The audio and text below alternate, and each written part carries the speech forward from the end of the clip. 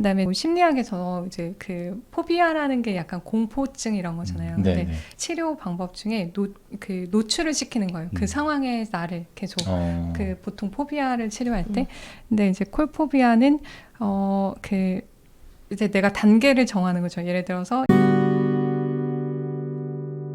특히 눈치가 같이 없으면 상관이 없는데 한쪽은 눈치가 좀 빠르고 있는데 한쪽은 눈치가 너무 없으면 그때는 이제 막 답답하잖아요. 맞아. 연인 관계도.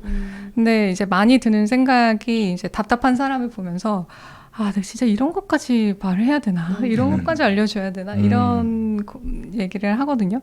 근데 그런 것도 알려줘야 되는 것 같아요. 우선 눈치가 없으면. 그래서 특히 뭐 직장이든 뭐 아니면 연인이든 그래서 아, 나는 뭐 우리 직장에서는 처음에 왔을 때 이런 상황을 아는 게 되게 중요해. 라던가 아니면 우리 연인 사이에서는 나는 생일날 같은 때는 반드시 이렇게 하는 게 되게 중요하고 나한테는 그게 우리 관계에 있어서 되게 뭐 큰 의미가 있어. 이러한 것들을 조금 디테일하게 가르쳐 줄 필요가 있을 것 같아요. 그러니까 내가 만약에 그 사람을 너무 모른다면 이게 신뢰가 되는 게 아니라 그러니까 그렇다고 지시해서는 안 되겠죠. 네. 하지만 이렇게 좀 잘 가이드를 이제 줄 필요가 있을 것 같고 그다음에 눈치가 본인이 이제 너무 없다라고 하면 사실 본인도 눈치 없다는 얘기를 은근히 많이 들었을 거예요. 그래서 약간 핀잔도 듣고 그다음에 아 뭔가 나만 뭔가 모르는 것 같고 하는 게 분명히 있을 텐데 그런 분들은 평소에 저는 관찰하는 연습을 좀 하셔야 될 것 같아요. 그러니까 눈치의 시작은 이제 관찰인 것 같거든요. 그래서 예를 들어서 되게 사소한 거잖아요. 뭐 제가 이제 긴 머리 일단 머리를 자르고 왔어요. 그럼 다른 사람들은 머리 잘랐네 이렇게 이제 한마디 해주는데 머리를 자르고 왔는지 뭐가 이제 이런 것들 모를 수 있잖아요. 그러니까 평소에 내가 조금 저 사람과 잘 지내고 싶다, 뭐 잘 보이고 싶다, 호감을 얻고 싶다 하면 이제 그 사람에 대한 좀 이렇게 관찰, 뭐 그 사람은 이제 주로 카페에 가면 뭐 커피를 주문하는지, 뭐 커피를 안 마시면 차를 주문하는지 이런 사소한 것들을 그러니까 눈치라는 게 되게 어렵다고 생각하지 말고 그냥 그 사람의 패턴을 조금 읽어야 되는데 이제 그러려면 좀 관찰이 필요하지 않을까. 약간 눈치도 재능이자 약간 식스센스 같은 느낌이랄까요? 좀 그게 또 약간 이타적인 사람과 이기적인 사람으로 나누는 거 내가 관찰할 필요가 없다고 느끼기 때문에 안 하는 것 같기도 하거든요. 굳이 그쵸? 이 사람이 뭘 좋아하는지 안 궁금한 거예요. 내가 뭘 먹을지가 중요하지. 맞아요. 네, 맞아요. 그런 것도 있죠. 그러니까 저는 아이를 둘을 키우다 보니까 성향이 다르더라고요. 그래서 다른 사람이 뭘 좋아하고 이걸 되게 느끼는 아이가 있는가 하면 딴에는 내가 뭘 해야 할지가 되게 중요해서 그런 것들이 이렇게 굳이 챙기지 않더라고요. 그래서 되게 많이 얘기를 해주거든요. 눈치 없게 클까 봐. 맞아요. 그거는 타고난 어떤 공감이라던가 이런 거의 차이라고 저도 생각을 해요. 그러니까 본성적으로 다른 사람의 마음을 되게 빨리 캐치하고 사람의 관심이 많은 사람들은 이걸 내가 노력하지 않아도 지금 이 판세가 어떻고 뭔가 조금 불편하고 저 사람 좀 지금 힘들겠다 이런 게 자연스럽게 이제 하는 사람이 있고 그렇지 않은 사람들은 근데 이제 더 뭐 직장 생활이라던가 이런 데서는 좀 그런 걸 필요로 하잖아요. 그러니까 그럴 때는 본인이 조금 더 이제 나는 무덤덤하다는 피드백을 듣거나 했다면 이제 그럴 때는 조금 노력이 필요한 부분이고 그건 노력에 의해서 분명히 좀 어느 정도는 생길 수 있을 것 같아요. 기분 파악은 저는 되게 잘하거든요. 다른 상대방이. 그런데 사회적 관계 속에서 이 사람이 이 사람한테 약간 종속되어 있고 이 사람한테 잘 보여 이 사람한테 들어가고 이런 그런 관계는 제가 잘 파악을 못 하더라고요. 그러니까 눈치도 되게 여러 종류가 있는 것 같아요. 그렇죠. 맞아요. 네, 근데 이제 나이가 드니까 나는 이런 눈치는 있고 이런 눈치는 없구나. 그것까지 또 알겠더라고요.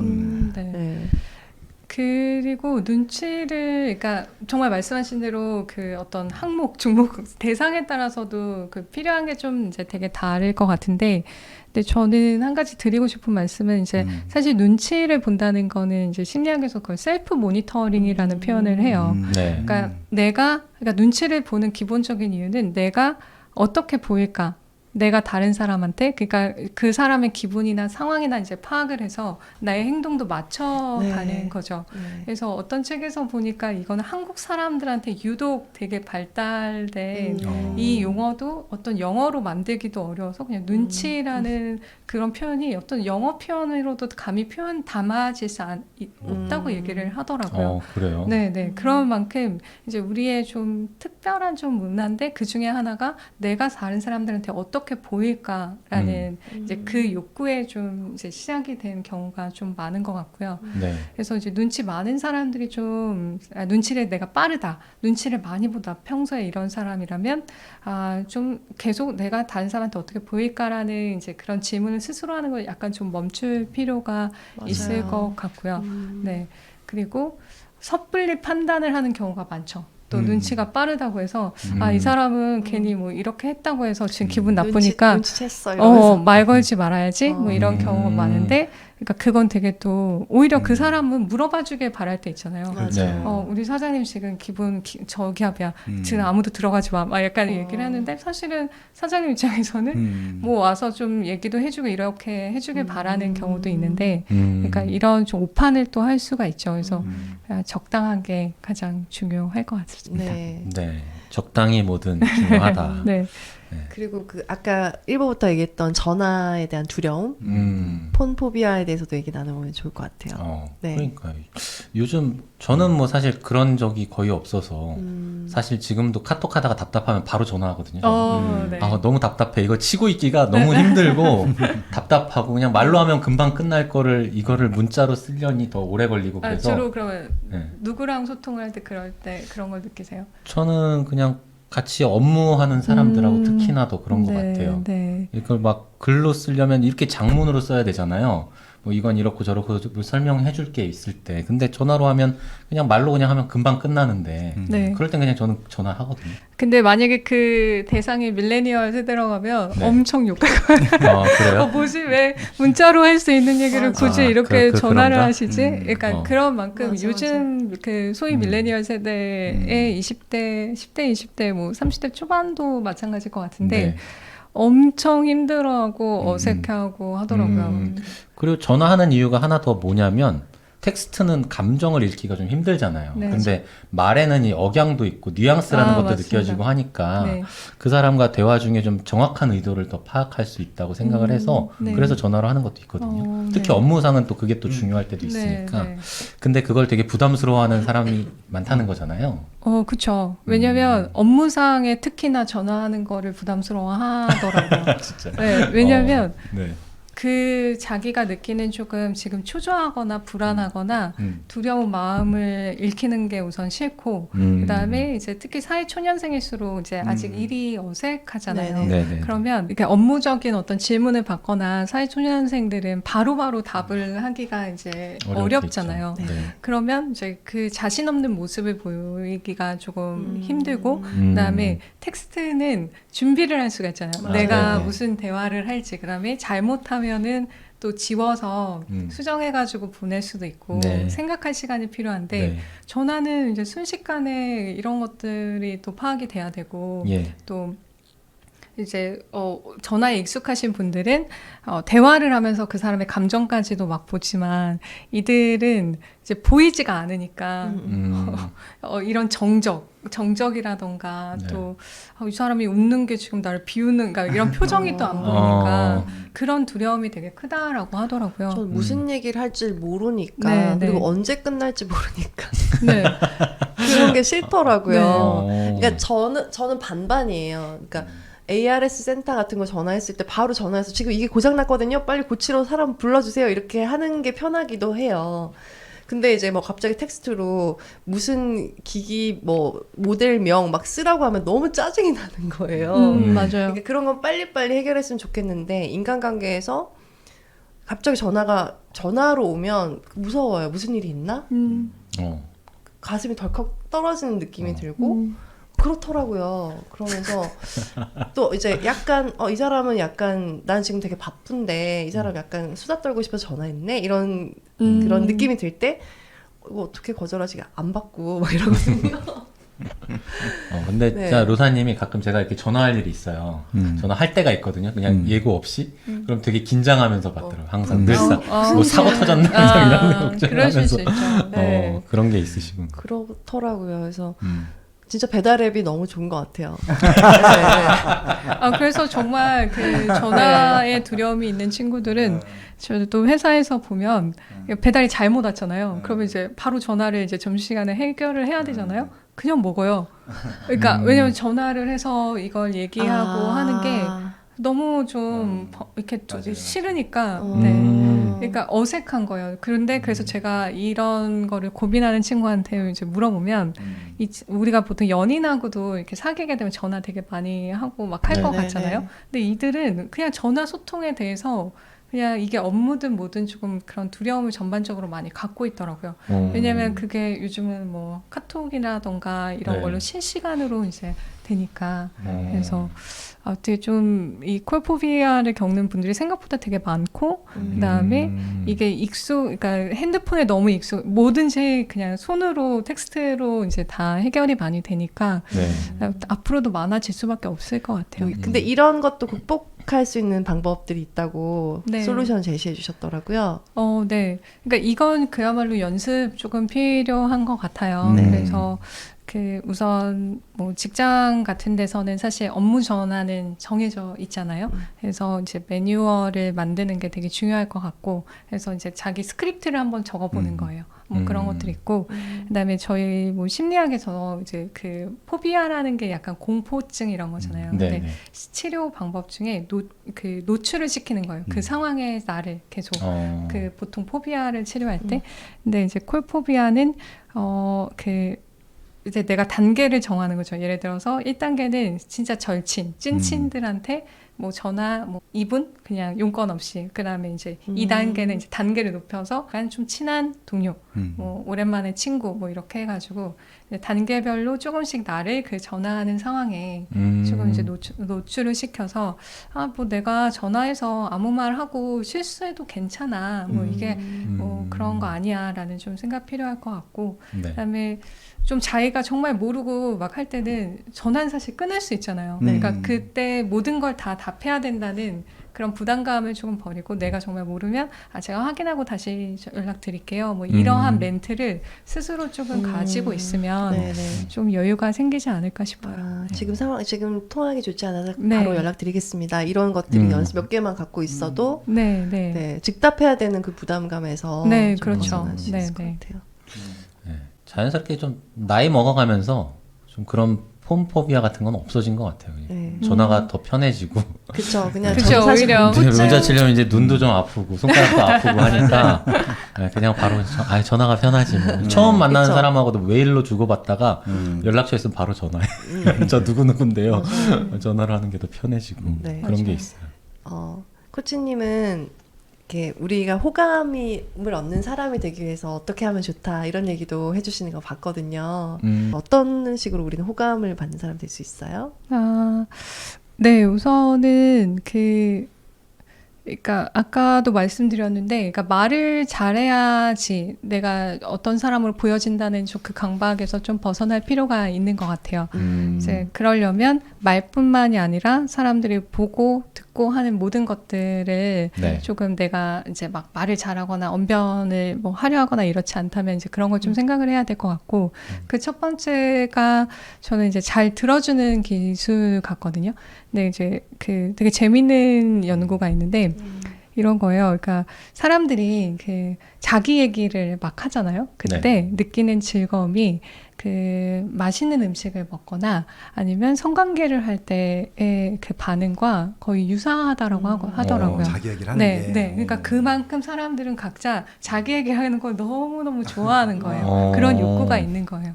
이제 그러려면 그 욕구를 충족시켜주면 되는 거잖아요. 근데 그걸 할 수 있는 게 첫 번째는 잘 들어주는 거, 그다음에 내가 말을 많이 하는 게 아니라 이제 적절한 질문을 잘 하는 것 같아요. 그래서 이제 뭐 들어주는 거는 뭐 지금 세 분 다 너무 잘 해주시는 것처럼 이제 공감해주고, 그다음에 그냥 뭐 듣고 있다는 그냥 그 표현보다 이제 뭐 바디랭귀지로 이제 표현을 네. 해준다거나, 끄덕끄덕, 네, 끄덕끄덕 뭐 네. 이런 것들. 그리고 특히나 이제 바디랭귀지는 되게 이제 중요하겠죠. 그래서 상대가 나한테 조금 더 관심 있으면 좀 가까이 이렇게 뭐 몸을 내 앞으로 이렇게 이렇게 할 수도 있고, 그다음에 요즘 뭐 많이 컨텐츠에 나오는 뭐 미러링이라던가 상대 행동을 조금 뭐 하는 이러한 것들 통해서 아 우리가 지금 심리적으로 좀 안전하고 편안하게 있어요라는 시그널을 꼭 말을 잘해서가 아니라 이제 표정이나 눈빛 이런 것들로 충분히 좀 보여줄 수 있다라고 좀 생각이 들어요. 그래서 그런 준비가 되게 저는 오히려 더 필수적이지 않을까. 특히 낯선 사람을 만날 때. 근데 내가 어떤 얘기를 하지, 어떤 주제로 끌지 이걸 고민하느라 그걸 놓치거든요. 그리고 처음 만나서도 그 사람이 얘기하고 있는데 아 다음 얘기는 뭘 할까? 그 다음에 이런 질문하면 괜찮을까? 저 사람 나를 어떻게 진행하고 있네요. 지금 어떻게 볼까? 이런 거를 하기 때문에 사실은 이제 대화가 좀 끊기고 서로 충분히 교감하고 있다라는 느낌을 못 받는 것 같아요. 그 공백을 되게 두려워하는 분들이 많더라고요. 아, 네네. 대화가 끊겼을 때. 저도 20대 때는 공백이 있으면 안 되는 줄 알았거든요. 그러면은 우리가 어색하다는 게 들켰다는 느낌 같은 걸 받았는데 지금은 그 공백이 너무 자연스러운 거잖아요. 말하다가 갑자기 찬물을 끼얹듯 조용해질 수도 있고 핸드폰 보고 각자. 네, 그냥 그러면은 그냥 자연스럽게 좀 받아들이면 될 것 같다는 걸 좀 나이 들어서 안 것 같아요. 네. 근데 좀 저는 여전히 좀 오디오 공백을 잘 못 참아. 그런 게 좀 있어요. 이게 뭐 진행하다 보니까 또 그런 거 같기도 한데 이렇게 말을 하다가 이렇게 갑자기 오디오가 딱 비잖아요. 그러면 나라도 뭔가 말을 해야 될 것 같은 강박이 좀 있어요. 저는 그럴 때 그럴 때 웃어요. 근데 그 길이가 어느 정도 되면 사람들이 불안함을 느낀다고 보세요. 그 침묵의 시간. 저는 한 2초 이상? 2초 이상. 저는 그런 시간을 생각하진 않고 이 사람이 지금 편안한가 하지 않은가를 보면 우리는 이제 되게 오래 보고 편안한 사이라서 공백이 있어도 폰이나 볼까? 뭐 이러면서 되게 편안한데 이분이 좀 불안해하면 빨리 또 다음 얘기를 해줘야 되나? 이렇게 생각이 들 수도 있고 그럴 관계에 따라서. 네, 맞아요. 보통 이런 침묵이 아까 말씀하신 대로 딱 4초만 돼도 모든 사람들이 뭘 얘기를 해야 되나? 이 상황이 왜 그러지? 뭐가 좀 잘못됐나라는 그러니까 4초는 정말 짧잖아요. 너무 어렵다. 네, 그러니까 그런 게 우리한테는 다 있다라는 거죠. 그러니까 이게 그러니까 근데 그게 지금 나만 조금 불안하고 내가 뭘 해야 되나 이게 아니라 누구나 이제 그걸 느낄 만큼 그 침묵은 되게 이제 자연스러운 본능적인 거라는 거예요. 그래서 그걸 막 억지로 그러니까 이건 어색한 게 아니라 그냥 누구나 갖고 있는 또 그거구나라고 하면 그냥 좀 편하게 넘어갈 수 있는 부분이죠. 애쓰는 거죠 항상 뭔가 좀 내가 해야 되나 저 사람 불편한가 이렇게. 근데 사실은 누구나 다 마찬가지다. 그 조바심에 아무 말을 시작하게 되면 또 분위기가 안 좋아지죠. 그러면 이제 더 반응하기 힘들어지고 말 실수하고 그죠. 네, 그냥 아무 말 대잔치를 이제 하게 되는 것 같아요. 친절한 금자씨라는 영화 보면은 3초 정도 침묵 시간 딱 지나가는데 그 멘트 던지거든요. 악마가 지나가는 시간이라고 그런 멘트 있었고 그다음에 이제 비즈니스 하시는 분들은 그래서 항상 화제거리를 준비해 다니시더라고요. 맞아요. 저도 이제 돌아가신 박무희 회장님 전 직장 회장님이 알려주신 것들인데 자기는 한 15초를 못 견디겠대요. 이런 비즈니스 관계 갔을 때. 그래서 항상 그때 던질 재미있는 얘기거리를 준비해서 가신대요. 항상 미팅하기 전에. 그러니까 이게 성공하신 분들은 다르더라고요. 그것도 되게 중요한 팁이겠네요. 네. 얘기거리가 있으면 단 흐름에 맞게 해라 뭐 이런 갑자기 준비한 티가 나면 좀 제가 재밌는 얘기 드리니까 근데 그날 화제거리나 시사 문제 된다 얘기하시죠. 그분들은 뉴스 같은 거 자연스럽게 같은 경우 신문을 보시니까 네 맞아요. 그 MC 유재석 님도 그게 비결이라고 하더라고요. 매일 아침마다 이제 신문을 봐서 어느 사람하고도 그냥 대화를 할 수 있게. 너 그거 봤어? 뭐 이러는 거죠. 네. 그래서 그럼에도 이제 당신과 잘 지내고 싶으면 오늘 이 방송들 꼭 한번 들어보시면 좋을 것 같고 또 저희가 책에 있는 내용을 거의 다 다룬 것도 아니고 한 3분의 1 얘기했나요? 3분의 1도 안 다뤘어요. 3분의 1도 안 되는 것 같죠? 굉장히 은근히 책이 두꺼워요. 그리고 저도 사실 깜짝 놀랐어요. 네, 꽤 많은 꽤 많은 사례들이 담겨 있어서 아마 좀 인간관계가 조금이라도 좀 어색하고 어려운 분들에게는 여기에 사례가 분명히 얻어 걸리는 게 있을 거예요. 그래서 굉장히 많이 도움이 될 수 있으니까 책도 한번 꼭 읽어보시면 좋을 것 같아요. 네, 그리고 이제 내 자존감, 또 가스라이팅 이런 좀 깊은 고민들 그리고 내 마음속에 좀 어두운 부분들도 여기서 되게 다루고 있거든요. 그래서 읽다 보면 내 얘긴데 싶은 부분이 굉장히 많으실 것 같아요. 그래서 읽으시면서 이 책이 아까 말씀드린 것처럼 구조도 되게 잘 돼 있고 솔루션을 항상 제시를 하시는데 이 선생님만의 솔루션이네? 이런 느낌이 들지 않고 굉장히 지혜롭고 누구에게나 통용될 수 있는 솔루션이라는 생각을 많이 받았거든요. 네, 그래서 그럼에도 당신과 잘 지내고 싶어요. 서진 코치님과 함께 꼭 해주시길 바랍니다. 네. 오늘 어떠셨어요? 오늘 제가 이 책을 쓰고 사실 독자분들 이렇게 뵐 일이 사실 많지 않았어요. 아직 책이 나온 지도 얼마 되지 않았고. 근데 참 잘했구나. 세 분이 너무 이렇게 지지해 주시고 또 응원해 주시고 또 함께 이야기 나눠 주셔서 좀 마음이 따뜻하고 정말 더 많은 분들이 정말 이제 인간관계 고민하는 건 되게 당연한 거고 그 안에 깊은 마음은 그냥 잘하고 싶고 잘 지내고 싶은 거라는 거를 좀 같이 공감을 해주셨으면 좋겠습니다. 네. 아유, 너무 스피치도 배우셨어요? 이렇게 말씀을 계속 묻고 싶었어요. 스피치 공부를 하셨나? 연습하셨나? 너무 잘하시네요. 너무 편안하게 해주셔서 편하게 이야기했습니다. 초대해 주셔서 너무 감사합니다. 밥 먹으면서 계속 물어보세요. 오늘 너무 함께 해주셔서 감사하고요. 여러분들도 저희 방송뿐만 아니라 윤서진 코치님 방송도 계속 관심 가져주시고 계속 시청해 주시면 좋을 것 같습니다. 오늘 함께 해주셔서 너무 감사합니다. 네, 감사합니다. 감사합니다.